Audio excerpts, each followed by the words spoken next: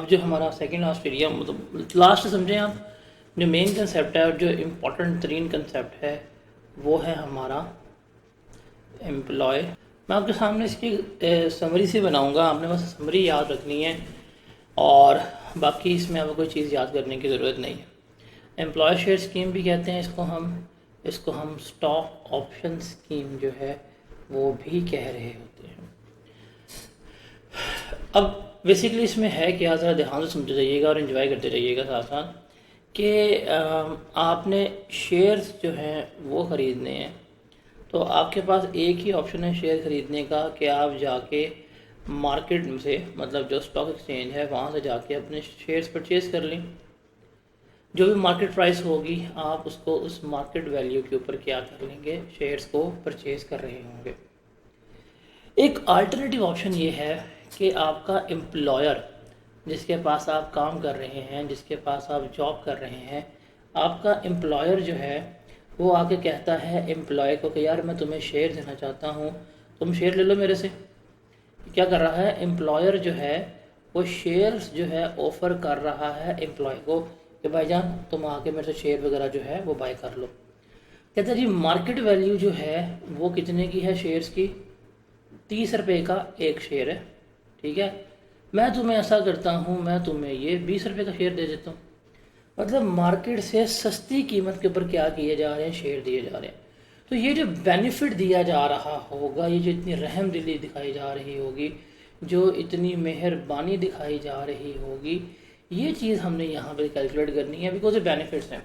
हम सैलरी पढ़ रहे हैं, सैलरी में हमने स्टार्ट में पढ़ा था कि इनकम फ्रॉम सैलरी में कोई भी आपको अंडर एम्प्लॉयमेंटशिप बेनिफिट रिसीव हो रहा हो, अंडर एम्प्लॉयमेंटशिप पैसे मिल रहे हैं, अंडर एम्प्लॉयमेंटशिप कोई फ़ायदा मिल रहा है, इस रिलेशन से जो भी फ़ायदा मिलेगा आपको वो हमेशा आपकी इनकम फ्रॉम सैलरी का पार्ट बनेगा। तो अब यहाँ पे जो आपको वो फ़ायदा बताया जा रहा है वो हमने यहाँ पर क्या करना है, कैलकुलेट करना है बेसिकली। तो लेके चलते हैं जी, स्टार्ट करते हैं। तो सबसे पहले हमारा जो इसमें स्टेप नंबर 1 आता है डैट इज़ कि आपको ऑप्शन लेटर जो है वो दिया जाता है कि जी राइट टू ऑप्शन भी कहते हैं इसको, कि आपको कंपनी जो है या जो आपका एम्प्लॉयर है वो ऑप्शन लेटर दे रहा है। आप इसको समझ सकते हैं जिस तरह अगर कोई स्कीम है, प्रॉपर्टी की स्कीम आती है कोई नई, एक सोसाइटी खुलती है तो वो कहती है जी आए जी ये फॉर्म है जमा कराएं तो हम आपको सस्ते दाम में प्लॉट दे देंगे। सिमिलरली उसी वे में क्या करते हैं, ये आपको बुलाते हैं और कहते हैं भाईजान शेयर लेना चाहते हो, मार्केट में शेयर 30 रुपये का, हम आपको दे देंगे 20 रुपये का शेयर, 30 का शेयर 20 में, 30 का शेयर 20 में, आ जाओ आ जाओ आ जाओ, आवाज़ लग गई, सेल लग गई। तो ये आपको इनवाइट करते हैं, कहते हैं चाहिए ये जी लेटर है आपके पास, ये है, इसके साथ फॉर्म अटैच है, इसको फिल करें, अपनी डिटेल्स लगाएं, जो रेलेवेंट फ़ी है वो जमा कराएं, आपको हम शेयर दे देंगे। तो सबसे पहले क्या मिलता है आपको, ऑप्शन लेटर जो है वो इशू किया जाता है, ठीक है।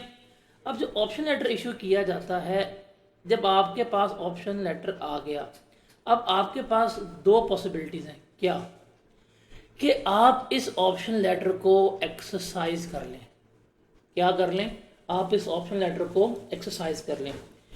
एक्सरसाइज का मतलब क्या है कि आप उसकी डिटेल्स फिल करें, जो भी उसने रिक्वायर की थी, जो रेलिवेंट अमाउंट थी वो रेलिवेंट अमाउंट जमा करवाएं, आपको शेयर जो हैं वो इशू कर दिए जाएंगे।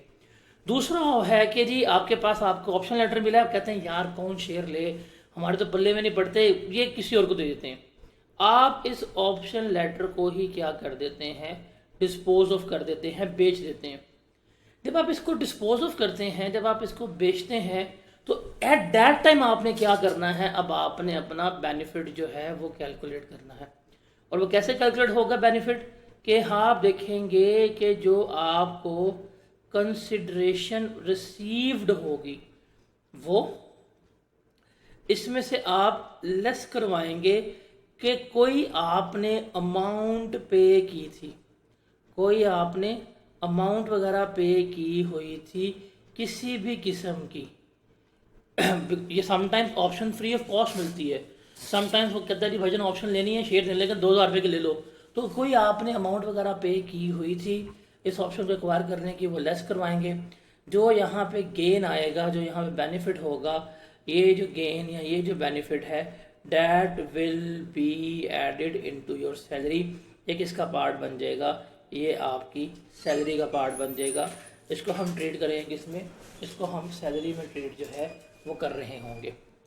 तो देखें कहानी बड़ी सिंपल सी है कि आपको ऑप्शन मिली है, आपके पास दो ऑप्शन है, या तो उसको बेच दें या उसको एक्सरसाइज कर लें। बेचेंगे तो जो मुनाफा होगा, जो गेन आएगा, जो बेनिफिट होगा, वो किसका पार्ट बनेगा, सैलरी का पार्ट जो है बन रहा होगा। अगर बेच दे तो कहानी ख़त्म होगी, अब कहानी इससे आगे जो है वो नहीं जा सकती। आप कहते हैं नहीं मैंने नहीं बेचना, मुझे ऑप्शन मिल रही है, मैं तो ये शेयर लेके रहूँगा, और आप क्या करते हैं, आप इस ऑप्शन को एक्सरसाइज करते हैं। मतलब आपने तमाम अपनी डिटेल्स जो हैं फिल की, जो रेलेवेंट अमाउंट थी वो पे कर दी, आपने जमा करा दिया। अब जैसे ही आप जमा करवाएंगे तो कहानी चलेगी आगे स्टेप 2 की तरफ। जब आपने वो सारा form, you can say that it is just like a form, कि सारा आपने फॉर्म जो है वो फिल कर दिया, और सारा फॉर्म फिल करके आपने सबमिट कर दिया। जब आपने सारा फॉर्म फिल करके सबमिट कर दिया, अब चली जाएगी कहानी किसके पास, कंपनी के पास, आपके एम्प्लॉयर के पास। और वो कहानी किससे रिलेट कर रही है, अब इश्यूएंस किसकी है, इश्यूएंस ऑफ शेयर की, कि अब कंपनी के पास तमाम डाटा आ गया जी, फलाने फलाने फलाने बंदे ने हमें ये स्कीम जमा करा दी है, अब लेटर दे दी है, अब हमने क्या करने हैं, हमने इनको शेयर्स जो हैं वो इशू करने हैं। अब जब शेयर इशू करने की बात आएगी, जब शेयर इशू करने की बात आएगी, तो रिमेंबर एक चीज़ आपने याद रखनी है कि there are 2 types of shares जो इशू हो सकते हैं। एक है हमारे जिन्हें हम कहते हैं ओपन शेयर्स, ओपन शेयर्स भी कहलाते हैं, और ये हमारे अनरिस्ट्रिक्टेड शेयर्स भी कहलाते हैं। और दूसरे जो हैं हमारे वो हैं जनाब रिस्ट्रिक्टेड शेयर। वो क्या है हमारे पास, रिस्ट्रिक्टेड शेयर्स हैं।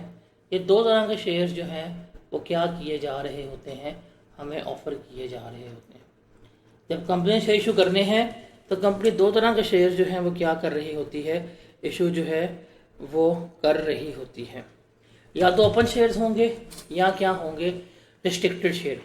ओपन शेयर्स का मतलब क्या है कि जैसे ही आपको शेयर्स मिले, आपके हो गए, आप इसको क्या कर सकते हैं, फौरी तौर के ऊपर सेल कर सकते हैं। आपके ऊपर कोई पाबंदी नहीं है, जैसे मिलेंगे आप इन्हें क्या कर सकते हैं, सेल आउट कर सकते हैं।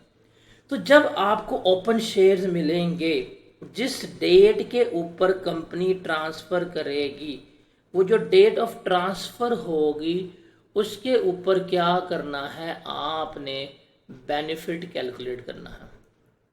जिस दिन ओपन शेयर्स मिलेंगे, जो डेट ऑफ ट्रांसफ़र होगी, उस दिन आपने क्या करना है, बेनिफिट कैलकुलेट करना है। और वो कैसे होगा, रिमेंबर हम देखेंगे fair market value of shares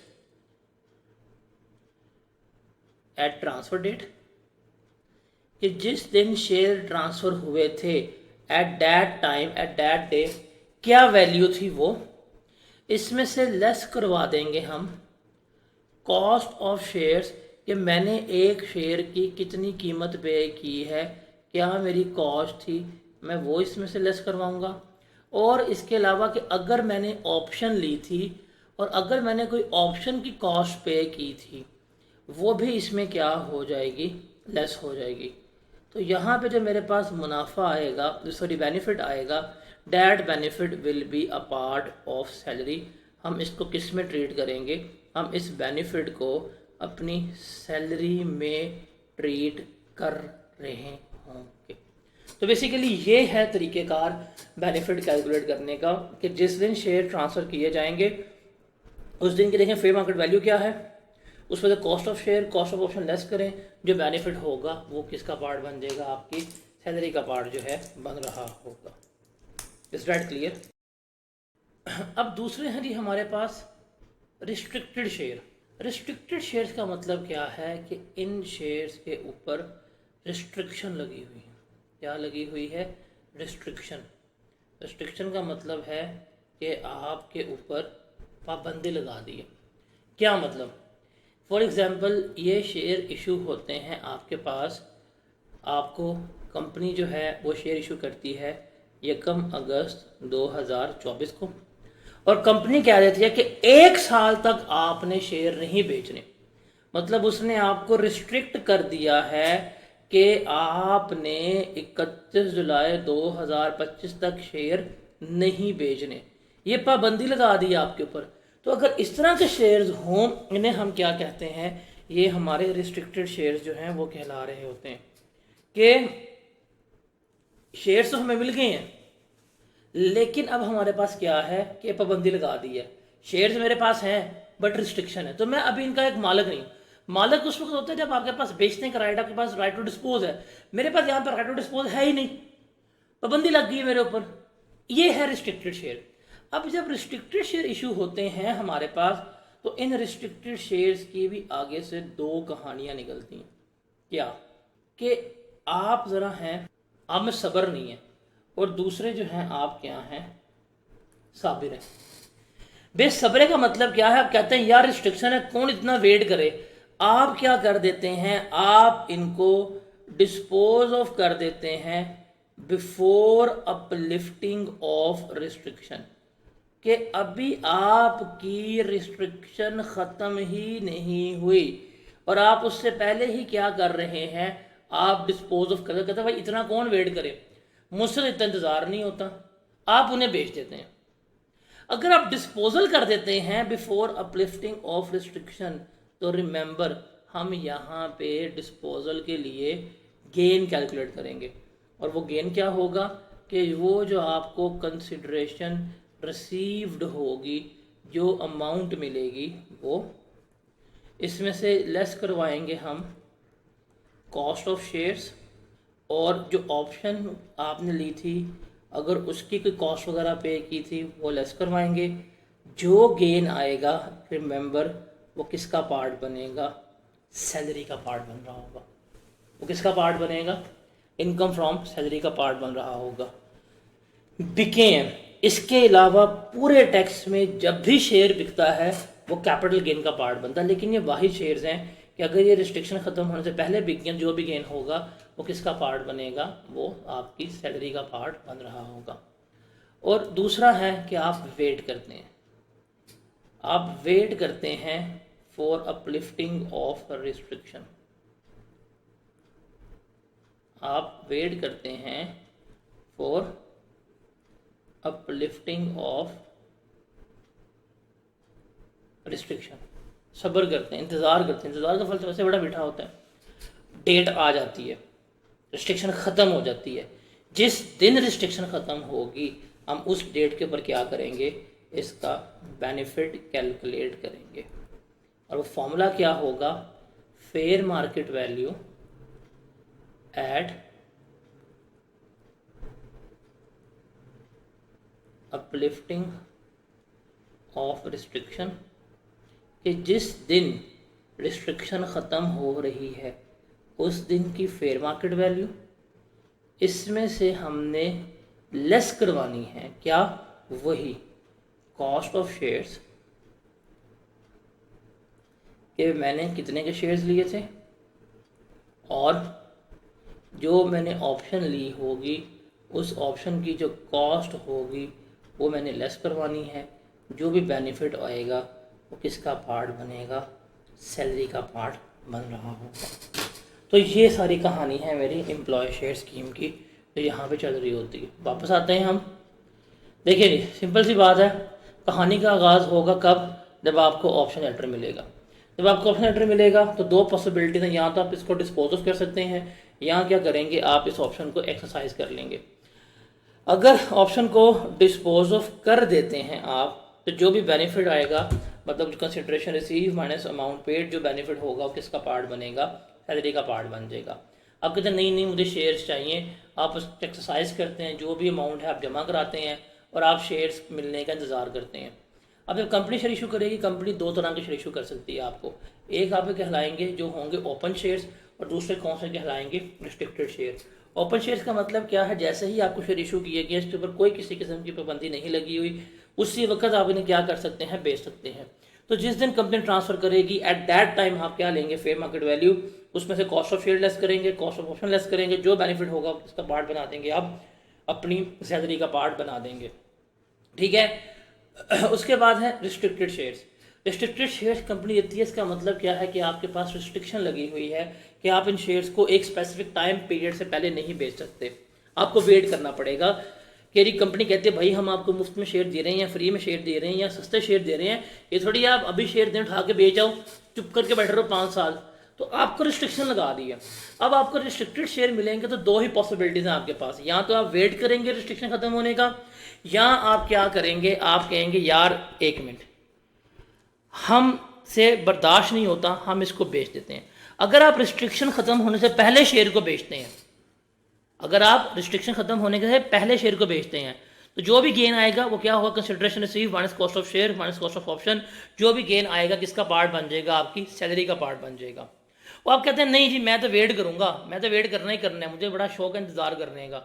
फ़ायदा नहीं होता इंतजार करने का, मूव ऑन करना चाहिए। खैर आप वेट करते हैं रिस्ट्रिक्शन अपलिफ्ट करने का, रिस्ट्रिक्शन ख़त्म हो गई है, जिस दिन रिस्ट्रिक्शन ख़त्म होगी उस दिन जो फेयर मार्केट वैल्यू होगी वो उसमें से cost of share cost of option less होगी और बाकी जो बेनिफिट है वो सैलरी में ऐड हो जाएगा।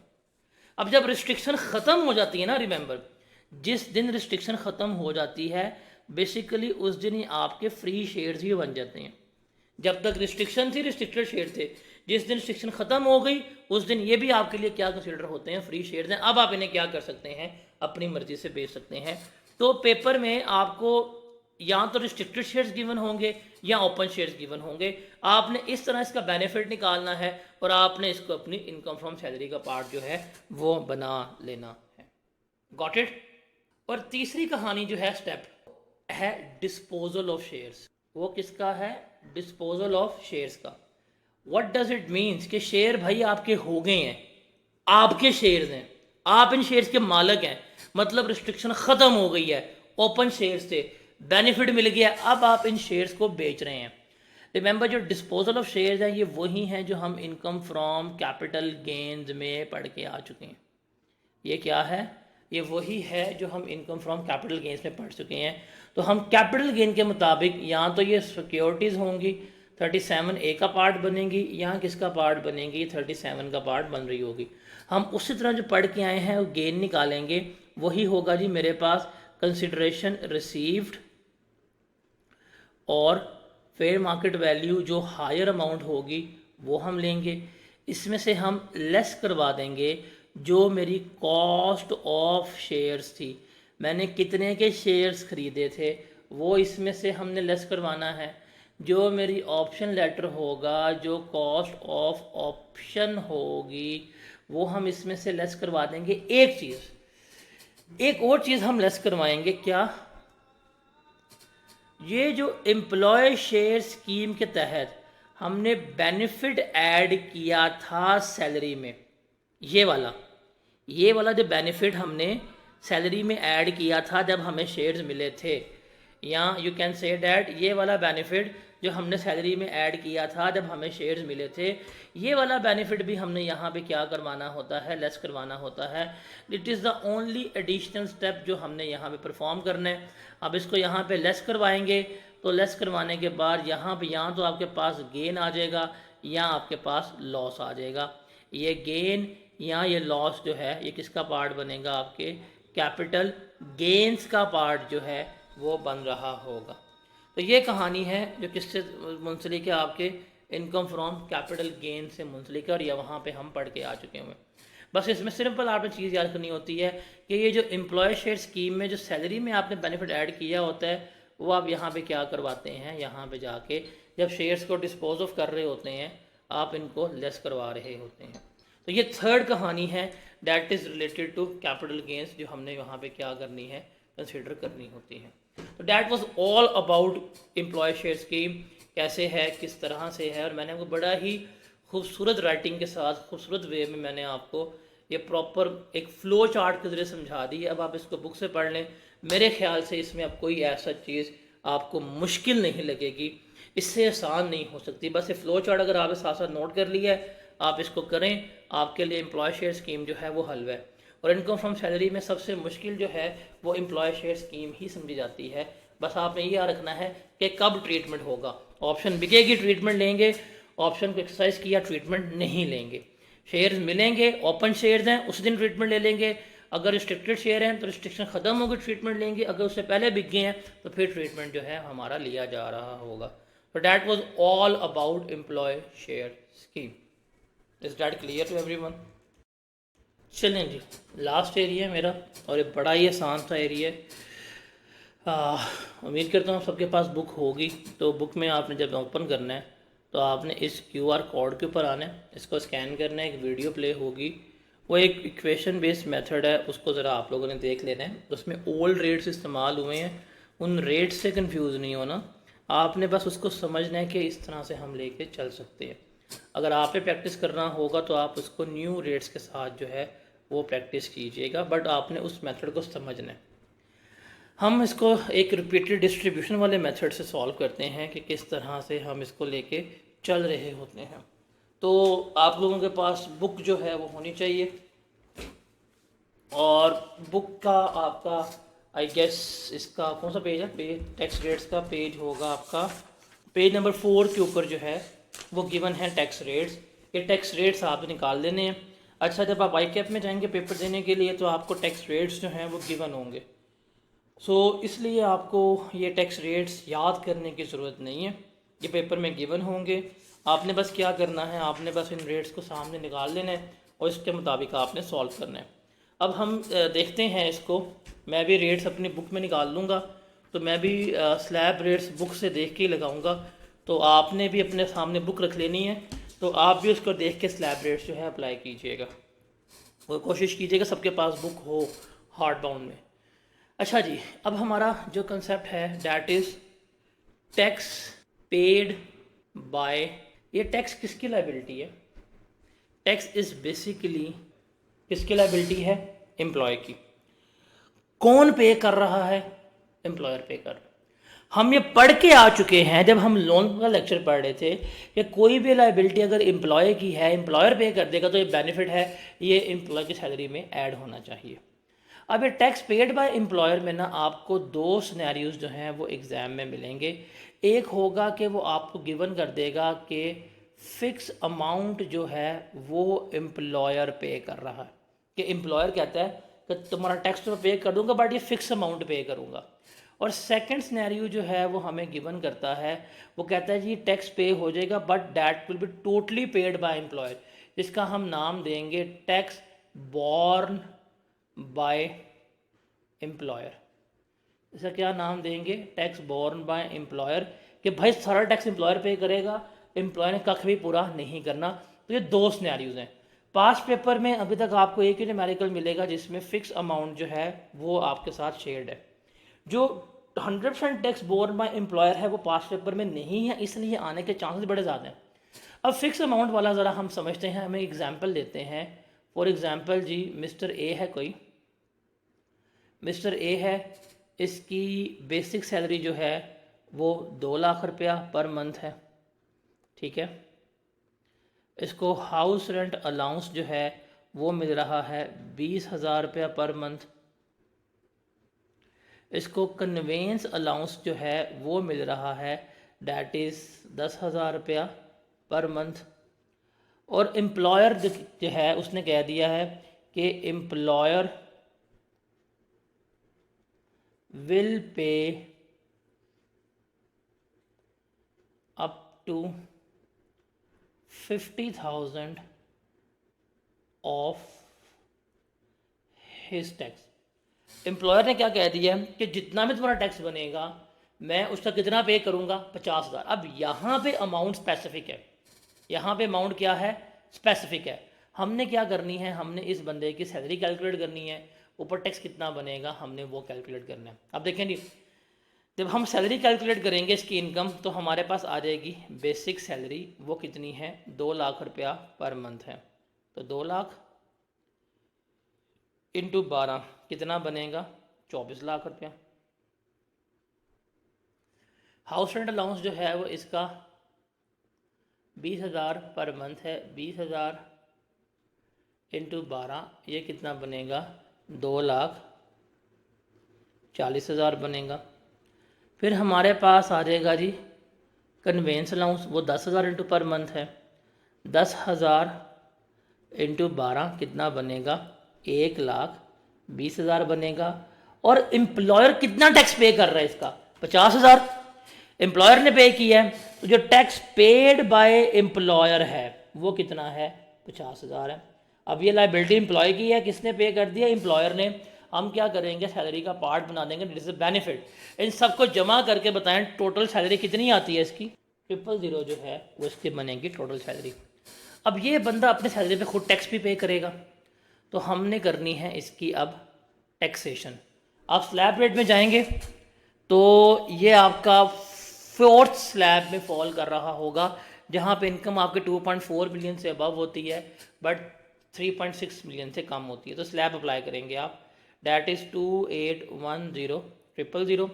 4 स्लैब में लग रही है, तो 24 लाख के ऊपर फिक्स टैक्स जो है उसने आपको गिवन किया हुआ है, डैट इज़ 1,65,000।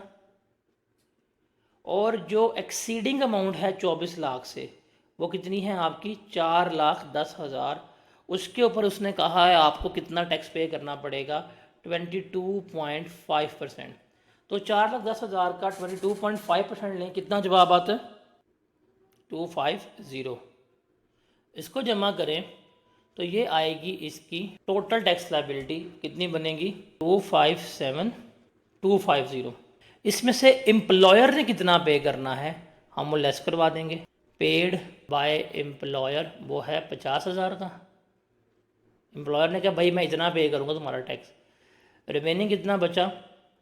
207,250।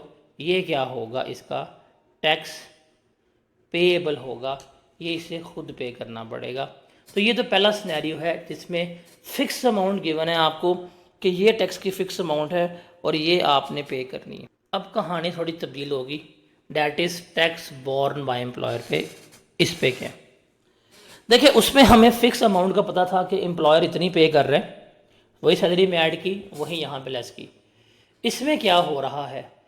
इसमें एम्प्लॉय कहता है कि भाईजान मैंने टैक्स कोई नहीं पे करना, मेरा तमाम टैक्स कौन पे करेगा? मेरा तमाम का तमाम टैक्स जो है वो आपने पे करना है, मैंने टैक्स पे नहीं करना। तो यहाँ फटा पड़ गया। क्या?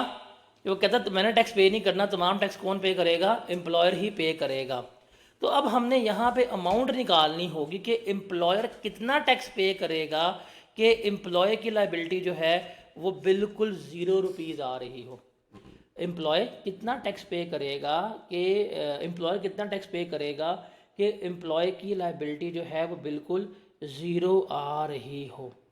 तो ये बड़ा इम्पॉर्टेंट है, उसको हमने क्या करना है, हमने यहाँ पे देखना है। और ये चीज़ जो है वो आपको क्या करनी पड़ेगी, वो आपको सीखनी पड़ेगी। दिस इज़ द थिंग जो अभी तक एग्ज़ाम में टेस्टेड नहीं है। ये वो चीज़ है जो एग्ज़ाम में अभी तक टेस्टेड नहीं है, तो ध्यान से सीखिएगा, ध्यान से देखिएगा। अब देखें फॉर एग्ज़ाम्पल एम्प्लॉय की सैलरी जो है वो है 1,00,000 रुपया, ठीक है। इसके ऊपर रेट है 10%, टैक्स कितना बनेगा? 10,000। अगर 10,000 एम्प्लॉयर पे कर दे तो अब एम्प्लॉय की सैलरी 1,00,000 नहीं होगी, कितनी बनेगी? 1,10,000 रुपया। अगर इसके ऊपर एम्प्लॉयर रेट लगाएगा तो टैक्स कितना आएगा? 11,000 रुपये आएगा। वो कहेगा भाई मैंने कहा था मैंने टैक्स पे करना ही नहीं है, तुमने 10,000 पे किया है, मैंने अपनी इनकम में जब ऐड किया है मेरी लाइबिलिटी 11,000 आ रही है, मुझे तो पे करना पड़ रहा है। तो हमें यहाँ पे कोई एक ऐसी अमाउंट फाइंड आउट करनी है कि जब वो अपनी सैलरी में ऐड कर लेगा तो उसकी सैलरी में ऐड करने के बाद जब वो टैक्स कैलकुलेट करे भी तो उसकी लाइबिलिटी जो है वो ना आ रही हो। तो ये हमने देखना है। इसका मैंने आपको एक अल्टरनेटिव मेथड यहाँ पे QR कोड में दिया हुआ है, बुक में आप उसको स्कैन करके देख सकते हैं। वो इक्वेशन से आप उसको बना सकते हैं, उसमें ओल्ड रेट्स यूज है इक्वेशन में, आप उसको न्यू रेट्स के मुताबिक कर लीजिएगा, बस आपने समझना है। अब सेकंड जो है, जो अमूमी तौर के ऊपर सिक्का राइजुल आम है उसके मुताबिक देखते हैं, वो है रिपीटेड डिस्ट्रीब्यूशन का मेथड। इसमें आपने मल्टीपल स्टेप्स परफॉर्म करने हैं और उसकी बेसिस पे आपने एक कॉमन वैल्यू निकाल के वो क्या करनी है, आपने अपनी इनकम में ऐड करनी है। अब इसमें हम इसको समझते हैं, हम एक एग्जाम्पल क्रिएट करते हैं। फॉर एग्जाम्पल हमारे पास कोई मिस्टर बी है और मिस्टर बी की जी सैलरी है हमारे पास, डैट इज़ 2,40,000 पर मंथ, ठीक है। मिस्टर बी को मेडिकल अलाउंस मिल रहा है, वो है जी 30,000 पर मंथ। मिस्टर बी को कन्वेंस अलाउंस मिल रहा है, वो है जी 25,000 पर मंथ।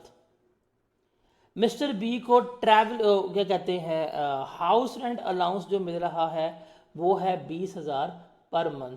और मिस्टर बी का ऐसी अरेंजमेंट हुई है कि that is tax will be borne by employer, कि सारा टैक्स कौन पे करेगा? Employer. I am repeating that कि 100% टैक्स बोर्न बाय एम्प्लॉयर का सिनेरियो आपको पास पेपर में नहीं मिलने वाला।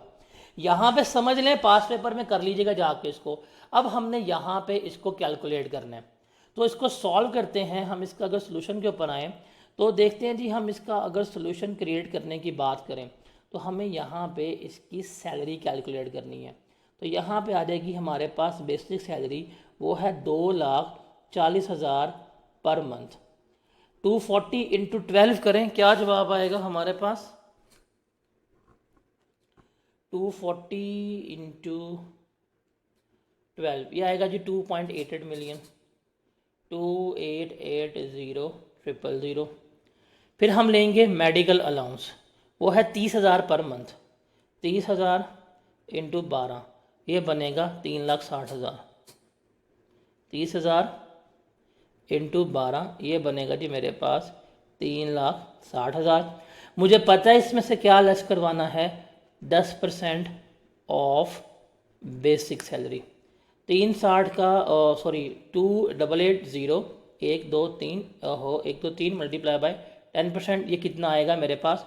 2,8,8 1 2 3 360 माइनस 2,8,8 1 2 3 ये बनेगा आपके पास 72,000 रुपया। That will be a part of his salary. फिर जी आपके पास आ रहा है, अल्लाह भला करे, कन्वेंस अलाउंस, वो है 25,000 पर मंथ। 25,000 इंटू 12 ये बनेगा आपके पास 3 लाख रुपया। ये भी हम इसमें क्या करेंगे, ऐड करेंगे। फिर है आपके पास हाउस रेंट अलाउंस, ये है 20,000 इंटू पर मंथ, ये है 2,40,000। हाउस रेंट अलाउंस आ जाएगा 2,40,000, ये भी हम बीच में ऐड कर देंगे। अब मुझे यहाँ पे चाहिए amount tax borne by employer की, और ये मुझे पता ही नहीं है। अब मुझे इसके लिए वर्किंग बनानी पड़ेगी, और ये आप जाके वर्किंग में बनाएंगे। आप जाएंगे यहाँ पे, आप वर्किंग क्रिएट करेंगे और वहाँ पे आप बनाएंगे। अब वर्किंग नंबर 1 में आपने ये रिपीटेड स्टेप्स जो है वो परफॉर्म करने हैं। Step number 1 minimum 3 step, maximum 5 step तक जाने हैं। अच्छा, आप इस खाली जो सैलरी है इसको जमा कर लें, कितनी बनती है इसकी total salary other than borne by employer कितनी बनती है? 2,880 प्लस 72 प्लस 300 प्लस 240 ये बनेगी 3,492,000। कितनी बनेगी इसकी सैलरी? इसकी salary other than tax borne by employer बन रही है 3,492,000। अब ये सारा काम आप वर्किंग में कर रहे हैं। क्या करेंगे, आपने टैक्स बोर्न बाय एम्प्लॉयर के अलावा जो है निकालिए इसकी सैलरी, और अब आप जाके क्या करेंगे, अब आप जाके रेट्स लगाएंगे। क्या करेंगे? रेट्स लगाएंगे। देखें जी, ये टैक्स रेट्स हैं आपके पास, पेपर में गिवन होंगे। अब ये आपकी सैलरी कितनी आई है? आपकी सैलरी आई है यहाँ पे 3,492,000। आप इसको देखें किस स्लैब में फॉल कर रहा है। अब 3,492,000 24 लाख से अबव है लेकिन 36 लाख से कम है, तो इस स्लैब नंबर 4 में फॉल कर रहा है। इसमें स्लैब नंबर 4 में। अब स्लैब नंबर 4 कहती है कि 24 लाख तक जो टैक्स है फिक्स वो कितना है? 1,65,000। लेकिन जो 24 लाख से अबव अमाउंट होगी उसके ऊपर टैक्स कितना आएगा? 22.5% टैक्स लगेगा। तो हम क्या करेंगे, हम इसके ऊपर ये स्लैब लगा देंगे। स्लैब 4 में फॉल किया तो 24 लाख के ऊपर जो फिक्स टैक्स था वो है जी मेरा 1,65,000, और जो एक्सीडिंग अमाउंट है वो कितनी है मेरे पास? यहाँ पे आप निकाल लें, 3,492,123 माइनस 2,400,123 ये बनेगी 1,092,000। ये है आपकी एक्सीडिंग अमाउंट। इस एक्सीडिंग अमाउंट के ऊपर जो आपका टैक्स है वो कितना है? 22.5%। आप इसके ऊपर रेट लगाएंगे, ये आ जाएगा जी 1,092,000 मल्टीप्लाई बाय 22.5%, ये बनेगा 2,45,700। 245700 आप इसको इसमें ऐड कर दें तो इसमें आपका टोटल टैक्स आ जाएगा, डैट इज़ 410700। क्लियर है? अब जब आपने ये निकाल लिया ना, आप इस अमाउंट को पकड़ें और इस अमाउंट को पकड़ने के बाद आप इस टोटल सैलरी में ऐड कर दें और स्टेप नंबर 2 परफॉर्म करें।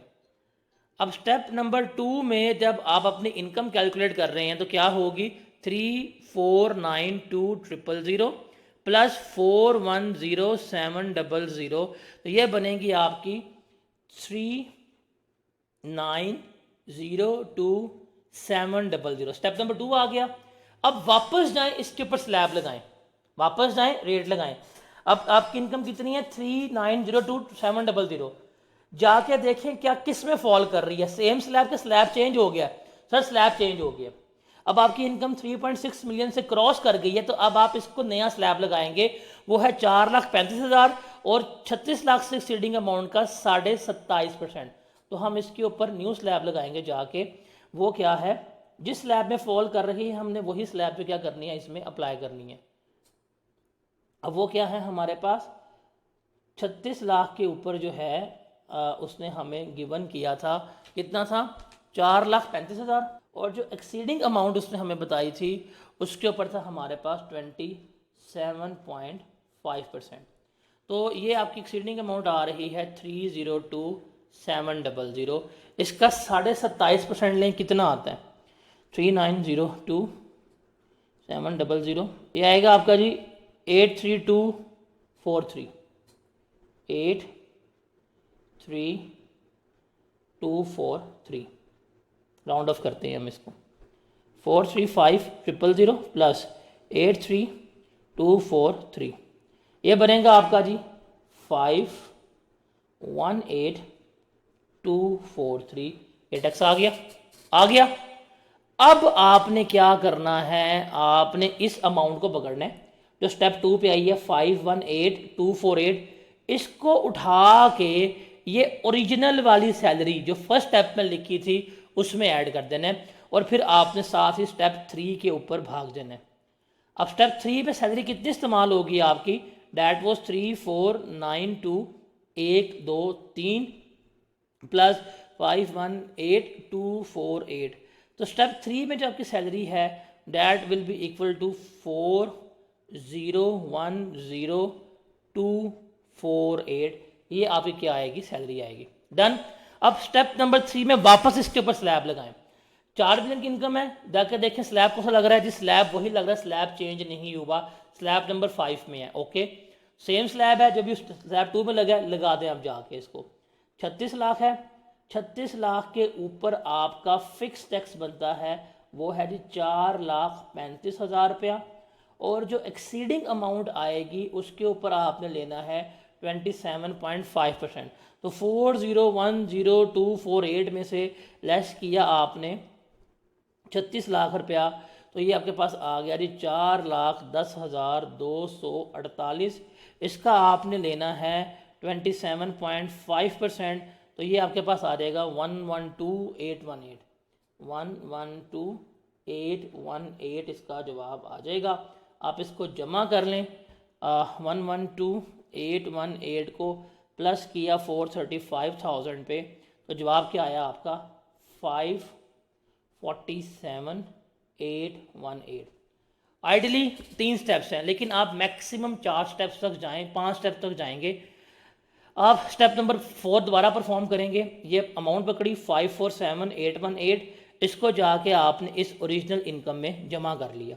तो 547,818 प्लस 3492,123 कितना बनेगा, ये 403,9,818। आप स्टेप 4 पे जाएं। स्टेप 4 पे आपकी इनकम जो आप कंसीडर होगी डैट इज 403,9,818। फिर रेट लगाएं, स्लैब आपका चेंज नहीं हुआ, आपका स्लैब चेंज नहीं हुआ, स्लैब वही है, रेट लगा लें आप इसको 3.6 मिलियन, इसके ऊपर फिक्स आएगा आपके पास 4,35,000, और जो एक्सीडिंग अमाउंट आपके पास आएगी डैट इज़ उसके ऊपर आपने लगाना है 27.5%। तो 4039818 में से लेस करवाएं आप 36 लाख, ये होगी 439,818। इसका आप ले 27.5%, तो ये आएगा जी 120,950। आप इसको जमा कर दें, 120,950 प्लस 435,123, ये बनेगा आपका 5,5,5,950। स्टेप नंबर 4, मैक्सिमम आप स्टेप नंबर 5 तक जाएंगे। स्टेप नंबर 5 से आपने आगे नहीं जाना। स्टेप नंबर 5 से आपने आगे नहीं जाना। क्या आई है? 555,950, इसको इस ओरिजिनल इनकम में ऐड कर दें। जो 555,590 हमारे पास आई है, सर कैसे हैं आप, इसको आप इसमें ऐड कर दें प्लस 3492123, तो आपकी इनकम बनेगी कितनी हमारे पास स्टेप नंबर 5 के लिए? That is 4047950। आ गई। ये लास्ट स्टेप है, इससे आगे हमने नहीं जाना। सेम स्लैब है, स्लैब चेंज नहीं हुई हमारे पास, तो ये आ गया जी मेरे पास 3.6 मिलियन। सेम स्लैब लगी मेरे पास, ये आ गया जी 435, एक तो ये आ गया।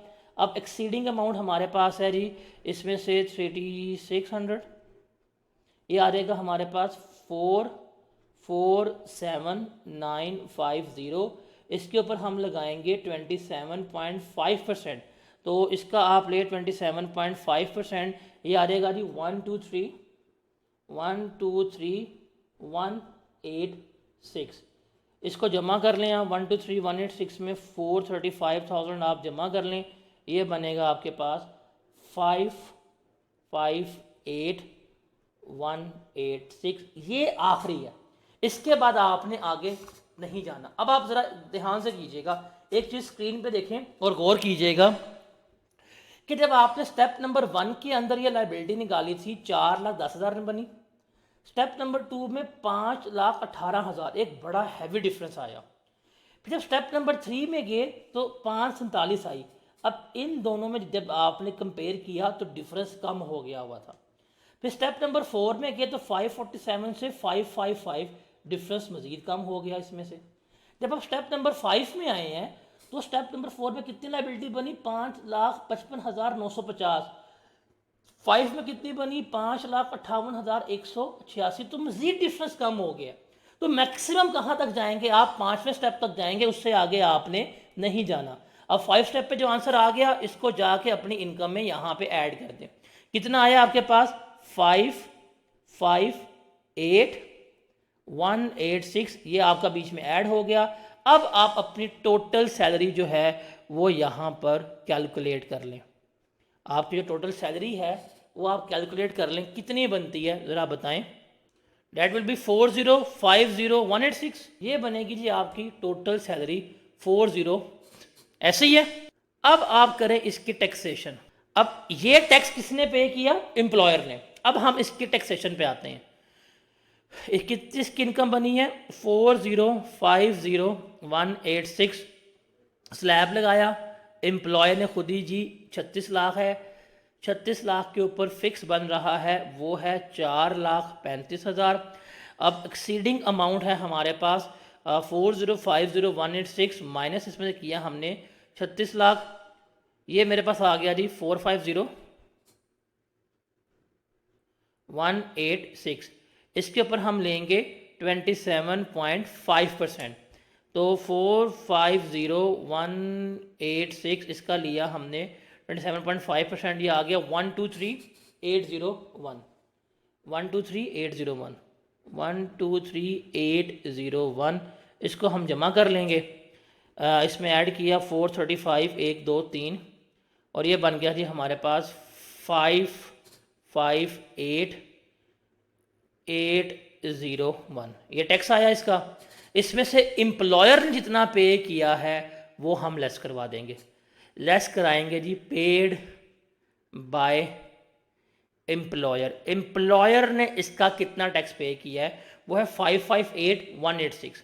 वो कितना है, 558186। वो हम इसमें से लेस करवा देंगे, तो 558801 माइनस 558186 कितना आएगा जवाब, डैट विल बी 615 रुपये। Ideally that should be equal to zero, लेकिन अगर ये 600,000 रुपया भी आ गया भाई, एक बंदा जिसकी महीने की तनख्वाह 2,40,000 रुपया है, जो सालाना 40 लाख कमा रहा है, उसके लिए 615 रुपये कभी मायने नहीं रखते। तो that is tax borne by employer. ये है जी रिपीटेड डिस्ट्रीब्यूशन में, हम इसे रिपीटेड स्टेप्स में हम इस तरह से निकाल रहे होते हैं। अब चूंकि हमने हाइपोथेटिकल एग्जांपल ली थी, तो इसलिए ये 615 रुपये का जवाब आया। जब आपको एक प्रॉपर कैलकुलेटेड न्यूमेरिकल मिलेगा, जब आप 5 स्टेप परफॉर्म करके यहाँ पे आएंगे, तो आइडली ये 10, 20 या 0 रुपीज़ ही इसका आंसर जो है वो आ रहा होगा। But this is the way tax borne by employer निकालने के लिए। अब खुद सोचें, जिसकी तनख्वाह 2.5 लाख रुपये पर मंथ है, उसके लिए 600 रुपया पे करना सालाना इज इक्वल टू ज़ीरो ही कंसीडर हो रहा होगा। तो this is the step, this is the way how we calculating the tax borne by employer. तो ये आपने 5 स्टेप्स में, देखिए आइडली 3 करने हैं, लेकिन 3 से ज़्यादा मैं तो आपको रिकमेंड करूँगा कि आप मैक्सिमम 5 स्टेप्स तक जाएँ। 5वें स्टेप पे जो अमाउंट है उसको उठा के आप यहाँ पे पुट करें, और उसके ऊपर आप टैक्स लायबिलिटी जो है वो क्या करें, आप उसको कैलकुलेट कर लें। Got it. तो यहाँ पे जी हमारा ये समाप्त होता है। अब आप ज़रा बुक पे वापस आएँ। बुक पे अगर आप वापस आएंगे, तो बुक में यहाँ पे इसको एक्सप्लेन करने के लिए ये एग्जाम्पल्स गिवन है, आप इन एग्जाम्पल्स को आप रीड कर सकते हैं। टेबल 2 के मुताबिक सारा कैलकुलेट किया हुआ है। क्वेश्चन नंबर 1 ये खुद सारी प्रॉपर्ली सॉल्व है इसी मेथड से। क्वेश्चन नंबर 2 प्रॉपर्ली सॉल्व है, ये 2 प्रॉपर्ली सॉल्व है, और 3 ज़रा आप लोग देख लीजिएगा। तो मेरे ख्याल से now this is clear to everyone. Employ share scheme भी हमारी यहाँ पे कंप्लीट हो गई है। एज ऑफ नाउ चैप्टर हमारा income from salary with each and every detail हमारा यहाँ पे ख़त्म होता है। मैंने ये चैप्टर आपको स्लाइड से नहीं करवाया, चैप्टर मैंने आपको बुक से करवाया, बिकॉज चैप्टर न्यूमेरिकली बहुत इंपॉर्टेंट था। इसमें हर छोटी छोटी बात पे कैलकुलेशन, हर छोटी छोटी बात पे एक्सप्लेनेशन इन्वॉल्व है। और अगर आप बुक से कर रहे हैं, तो आप अगर चैप्टर पढ़ेंगे तो एक एक लाइन के साथ, एक एक रूल के साथ, एक एक प्रोविजन के साथ एग्जाम्पल्स हैं, एक्सप्लेनेशन है। तो इतना डिटेल चैप्टर मैंने मेरे ख्याल से फर्स्ट टाइम करवाया होगा लाइफ में। मैं थोड़ा शॉर्टकट इसमें मार लेता आता हूँ, बट यहाँ पे इसको मैंने फुल डिटेल में आपके सामने डिस्कस आउट कर दी है। आप इसको बुक से पढ़ें, लेक्चर ध्यान से लें, और जब आप लेक्चर ले रहे हों तो जो जो मैं यहाँ पे लिख रहा हूँ स्क्रीन के ऊपर, वो आपने अपनी बुक पे भी लिख लेने, ताकि जब आप इस चैप्टर को रिवाइज कर रहे हों तो आपको कोई किसी किस्म की प्रॉब्लम जो है वो फेस ना हो। बिकॉज जब आप न्यूमेरिकल्स करेंगे, तो जो 4 हेड्स के कंबाइंड न्यूमेरिकल आते हैं, उसमें 70% सैलरी होती है। सैलरी आपकी स्ट्रॉन्ग है, आपके न्यूमेरिकल में मार्क्स जो हैं वो ईजिली सिक्योर हो जाएंगे। So that was all about income from salary.